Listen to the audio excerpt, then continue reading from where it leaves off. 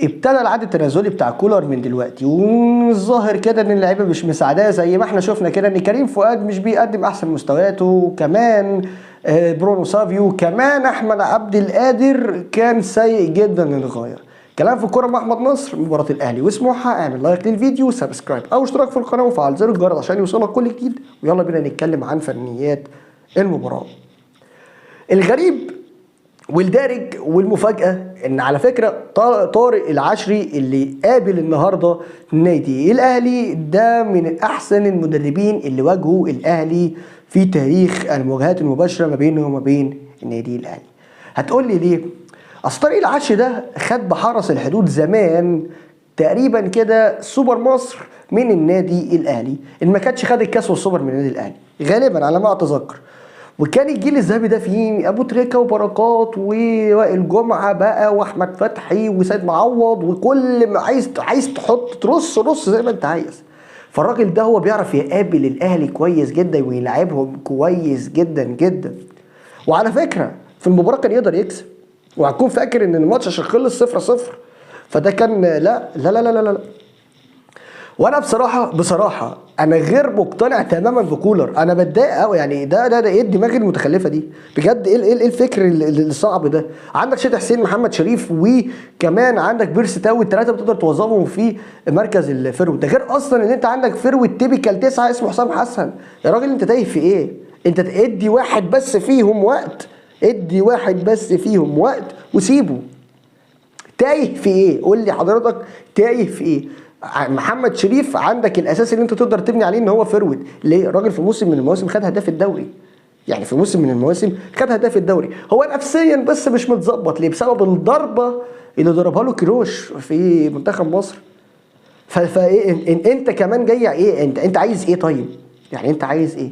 برونو سافيو جاي اهو عملته بلاي ميكر، وهو واحد من احسن الناس اللي ممكن تلعب بلاي ميكر. اوكي موافق معاك. فين باقي الدوري؟ فين باقي الدوري؟ فين حضرتك انت؟ انا مش شايف لك جمله تكتيكيه في الملعب. انت الحاجه الوحيده اللي ظهرت لك في الاهلي ونقدر نقول ان هي ان حضرتك جبت كريم فؤاد من باك رايت حطيته هاف، والواد ابتدى يسجل معاك والدنيا فايقه معاه. لكن فين الباقي؟ الباقي فين؟ النادي الاهلي بيقدم موسم من اسوأ يعني المستويات اللي ممكن تشوفها، ويكسب بالعافيه قدام فرقه زي فاركو.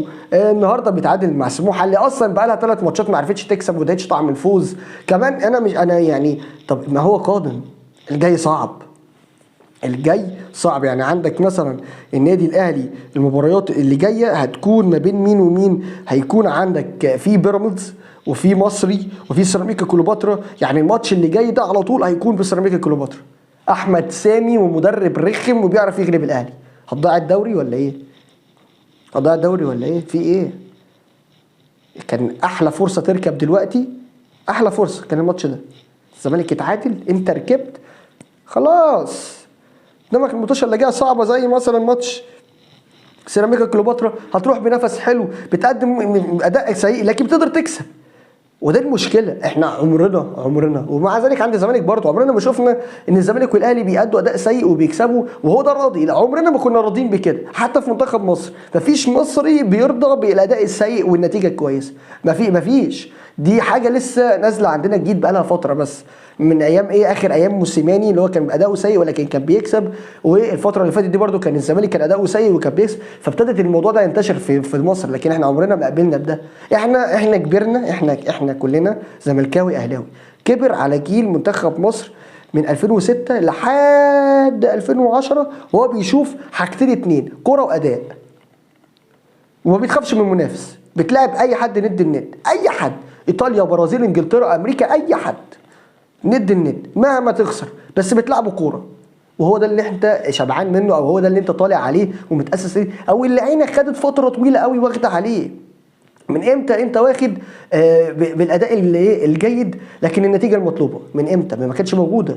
كان دايما الاهلي بياخد الدوري فرق 10 15 نقطه باداء عالي جدا، وبيلاعب اللعيبه السكند وبيلاعب اللعيبه الاساسيين وبيدي راحه للمدربين. يعني يمكن كانت في اوقات من الاوقات كان مانويل جوزيه بيسافر ويسيب الفرقه.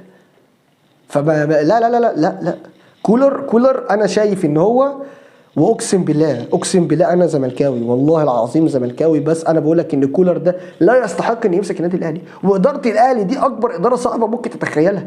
يعني انا عندي في مصر 2 مدربين بيعشقوا تراب الاهلي عشق، حسام حسن وعلي ماهر، والاثنين دول لو مسكوا الكوره، مسكوا قصدي النادي الاهلي، سيبك من الكوره، مش هتشوف كوره، هتشوف روحها في الملعب، روح في الملعب وجديه وقتال على كل كوره في الملعب.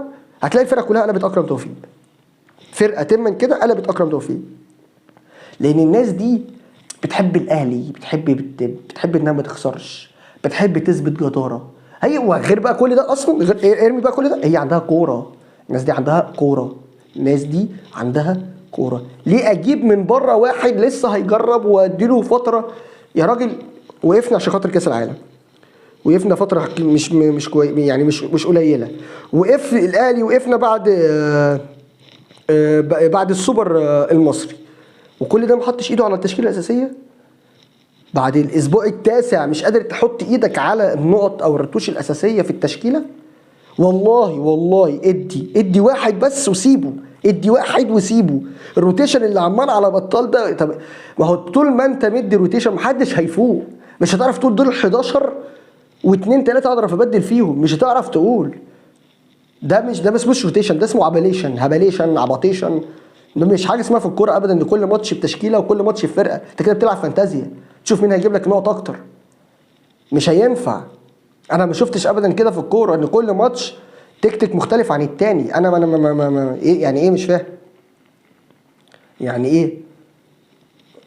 وتقول لك انا تايه، مش قادر احط ايدي على نقطه الهداف، مش قادر احط ايدي على مين المهاجم الاساسي النادي الاهلي. عندك واحد تيبيكال 9، عندك مهاجم متحرك، عندك مهاجم بيعرف يمسك الكوره. الثلاث نماذج دول عندك، حسام حسن بيتحرك، محمد شريف اللي بيمسك الكوره، شادي حسين.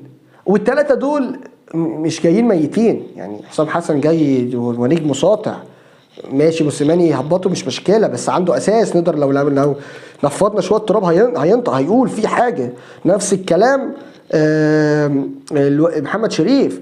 والغريب ان اصلا انت جايب شادي حسين وهو المكنه شغاله، عطل معاك ليه؟ وده ليه بقى؟ مره روتيشن، الماتش اللي جاي ده اساسي، اللي بعده احتياطي، النهارده شادي حسين بره القايمه. طب ايه بقى؟ مش فاهم، لا ما فهمتهاش بصراحه. طب ايه بتدي فرصه لمين؟ حتى التغييرات اللي نزلت النادي الاهلي لما ابتدى يظبط الماتش شويه، بس بعد فوات الاوان. وفكره ان انت مش عايز الدوري يروح للسنه الثالثه على التوالي وبتلعب بالمنظر ده، وبتطلع لي في المؤتمر الصحفي تقول لي ايه بقى؟ اصل طول ما انت نتيجه سيئه فاي حاجه بتعملها بتبقى خاطئه، لكن طول ما انت نتيجه ايجابيه اي حاجه بتعملها صح. لا، الكلام ده كان زمان. بص هقول لك الكلام ده كان زمان.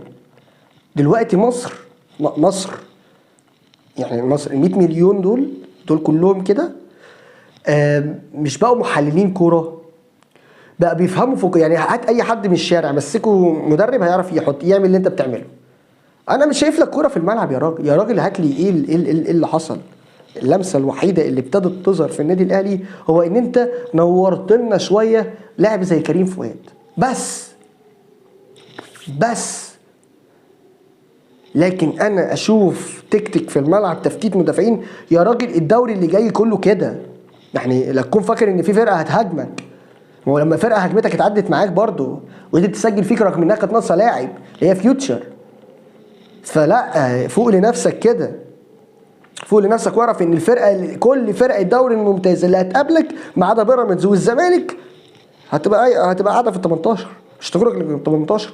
مرن بقى لعبتك وانت اشتغل على نفسك وطور من نفسك يا كولر انك ازاي تفتت الدفاع ده. لكن يا راجل ايه ده؟ الاسبوع التاسع ايه الدوري هيروح. النهارده الزمالك اتعادل، كان المفروض ان انت كمان تكسب، مش توسع الفارق، تفضل ضاغط على الزمالك وانت تطلع. ومعرفش اداره الاهلي فين، انا معرفش اداره الاهلي فين انها تجيب لي مدرب زي ده. راجل قاعد في بيته بقاله سنه، التليفون كان هيقع.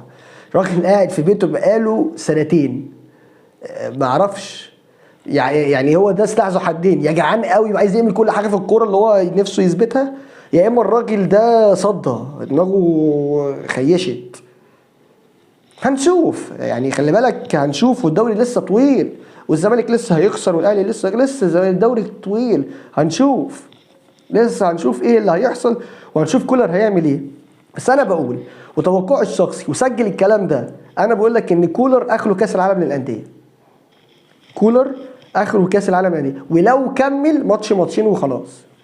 انا متاكد من اللي انا بقوله ده، الا لو جد جديد، يعني الا لو جد جديد. لكن طول ما انا شايف المنظر والمستوى والاداء ده، انا هشوف هيعمل قدام سيراميكا كليوباترا، وهشوف هيعمل ايه قدام بيراميدز. يعني سيراميكا كليوباترا وبعديه على طول الاسبوع اللي بعده بيراميدز، ده اقوى اختبار لكولر، اللي بالمناسبه فريرا عدى منه بسهوله. فهنشوف هتعمل ايه، الله اعلى واعلم. وبكده اكون انا خلصت كلامي عن مباراه الزمالك، قصدي عن مباراه الاهلي وسموحه. اعمل لايك للفيديو وسبسكرايب او اشتراك في القناه، وكمان فعل زر الجرس. كان معاكم احمد نصر، الى اللقاء.